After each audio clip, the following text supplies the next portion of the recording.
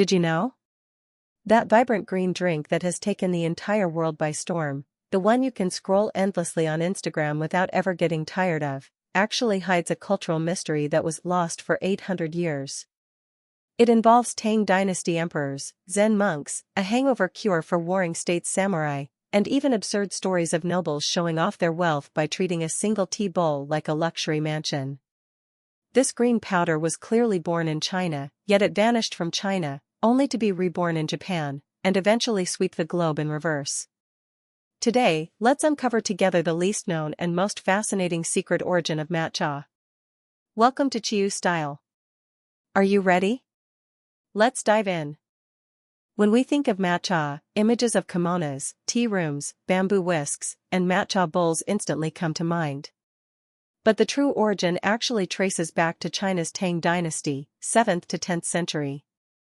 During that era, tea leaves were steamed, pressed into compact tea bricks for long-distance transport and preservation, and when it was time to drink, people would chip off a small piece, grind it into an ultrafine powder using a stone mill, whisk it vigorously with hot water using a tea whisk to create a frothy foam. This was the earliest powdered tea in history, and the way it was prepared and consumed is almost identical to how we enjoy matcha today. By the Song dynasty, this technique reached its golden age.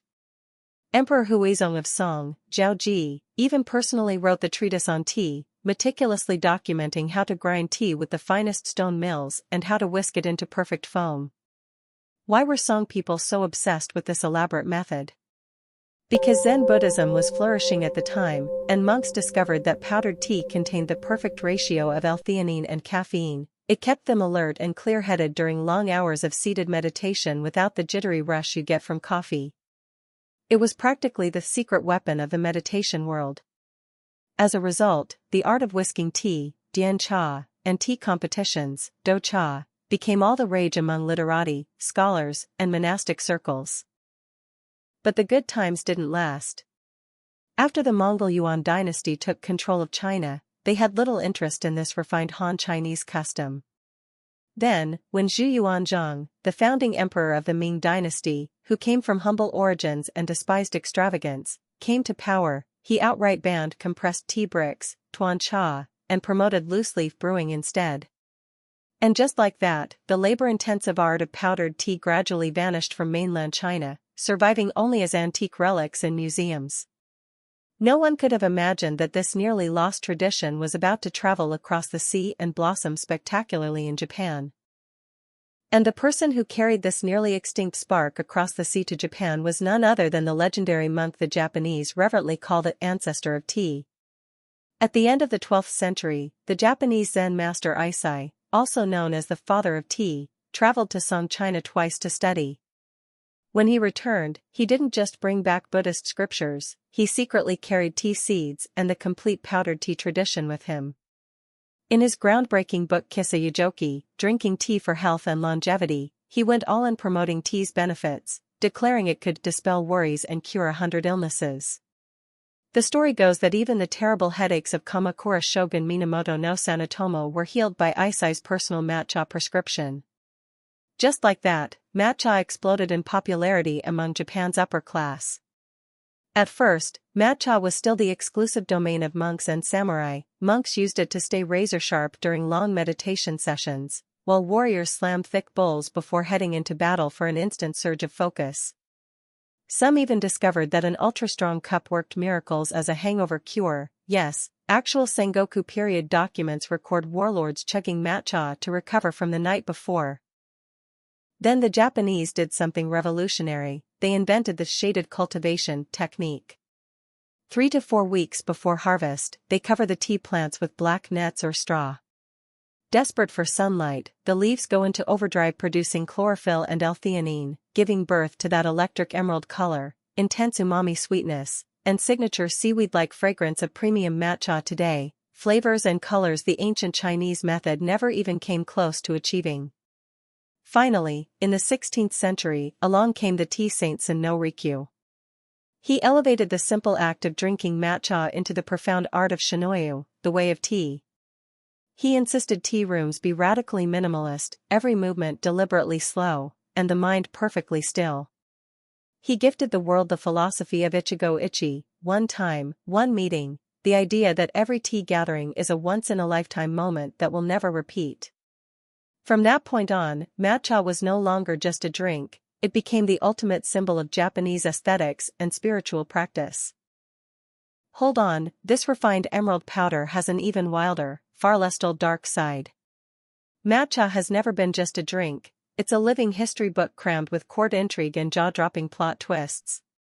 Picture Japan's Sengoku period, warlords the night before are absolutely wasted on sake at victory banquets, then wake up with heads splitting like they've been hit by a cannonball, yet they still have to charge into battle at dawn. That's when someone slides over a bowl of koicha so thick it looks like black ink. One deep sip, boom, hangover crushed, brain instantly rebooted. This isn't some TikTok legend, actual daimyo wrote in their own diaries, drank one bowl of thick tea, the sake fumes vanished in an instant, spirit clear and refreshed. So back then, matcha was literally the samurai world's holy hangover elixir, the 16th century equivalent of hair of the dog plus energy drink plus ibuprofen rolled into one. Another subtle little secret hides inside the foam itself. When the host rapidly whisks with the chasen, a layer of foam rises, silky as satin, glistening like tiny pearls. That's not just decoration, it's the most honest effort meter in existence. The finer and longer lasting the foam, the more time and genuine focus the host poured in. If the bubbles are coarse and collapse in seconds? That's the tea room equivalent of saying right to your guest's face, yeah, I half-assed this.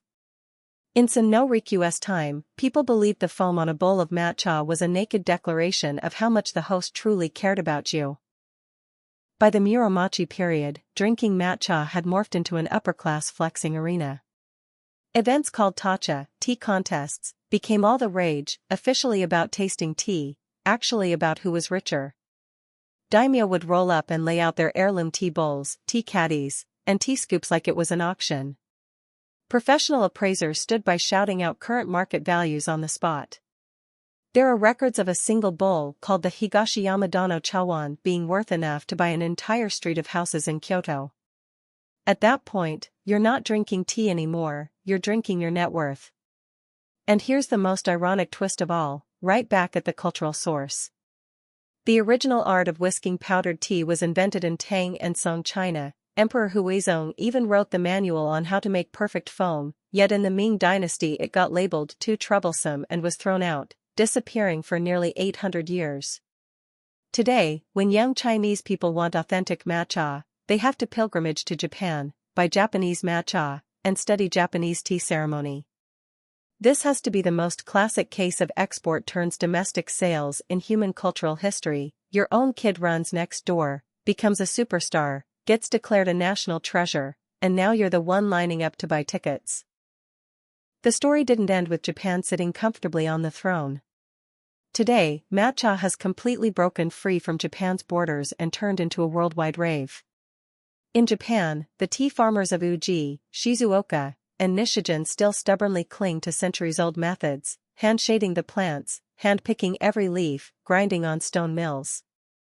A single gram of top-grade ceremonial matcha can cost over 1,000 NT dollars, and they still can't keep up with demand. What they're guarding isn't just purity, it's pride. In Taiwan, matcha gets thrown into bubble tea, stuffed into milk crepe cakes, and piped into Basque burnt cheesecakes. One Instagram post and the line snakes around the block. The sheer creative insanity would make even the most traditional Japanese tea master gasp and clutch his chasen. In Silicon Valley, engineers and yoga girls treat matcha like caffeine without the anxiety. One iced matcha latte or a straight-up matcha shot keeps them sharp through endless meetings without the midnight heart-pounding crash, perfect fuel for high-pressure life. European Michelin-starred pastry chefs use matcha like the world's most expensive green paint. A single matcha macaron or matcha opera cake looks like modern art, and the price tag doubles just for that emerald glow. Even Dubai's ultra-rich refuse to be left out. They've rolled out 24K gold leaf matcha and saffron-infused matcha. One sip and it's like swallowing the entire desert's worth of extravagance. Matcha is no longer just Japanese culture. It has evolved into a universal code among young people worldwide that says, I want to slow down. I want to feel healthy. I want a little ritual in my day. Here's the most mind-blowing part, everything the ancients discovered through pure intuition has now been proven by modern science with hard data. First, the entire preparation ritual is built in forced mindfulness. 2 scoops of matcha sift, pour 80 degrees Celsius water, take the chasen and slowly trace endless W's in the bowl. The whole process literally stops you from picking up your phone. In less than 10 minutes, you slip effortlessly into a flow state, fully present with your hands and your breath. Second, matcha is packed with an unusually high amount of L-theanine. Paired with just the right dose of caffeine, it directly triggers alpha brain waves, the exact relaxed waves your brain produces when you meditate, daydream, or listen to rain. You become sharply awake without feeling wired, deeply focused without a hint of anxiety. This is the legendary gentle alertness that coffee will never, ever be able to replicate. And finally, that electrifying, almost dripping emerald green? Color psychology has proven it's the single most effective shade at lowering stress hormones. Just looking at it makes your heart rate slow down on its own. So when the whole world keeps saying we need to slow down, matcha hands us the simplest, most delicious answer in one vibrant green cup. It's not a drink. It's meditation you can swallow. Speaking of matcha's ritual and healing power, I actually want to share something even more special, a tea you can drink every single day and feel that calm anytime, CHIU STYLE's brand new Zen Green Tea. If ceremonial matcha is deep, dramatic Zen, then Zen Green Tea is the soft morning breeze, light, pure, yet it quietly settles your heart all the same. We use 100% luxury-grade young Hyson tender buds hand-picked from 1,500 to 4,900 foot altitude in Huangshan, Anhui, where mist and clouds hug the peaks year-round. The leaves naturally carry a fresh floral fragrance and a crisp breath of mountain forests. First sip, gentle sweetness. Then a bright, lasting resonance that lingers beautifully. The finish is so clean you can't help but take a deep, slow breath. 1 cup a day is like hitting the pause button on life. That finally everything slowed down feeling is every bit as real as with matcha, but way easier to weave into a busy schedule. If you'd love to bring this pure, quiet, healing green into your everyday life, feel free to scan the QR code on screen or click the link in the description to learn more. From the whisked dian cha of Tang and Song China, to the Japanese way of tea, all the way to today's global matcha frenzy, this 1,000-plus-year journey has really only been telling us one simple truth: in every era, humans need a drink that keeps us awake yet calm. I hope today's story gave you an even deeper love for matcha, and I hope Zen Green Tea can walk beside you and help you reclaim your own quiet, green moments every day.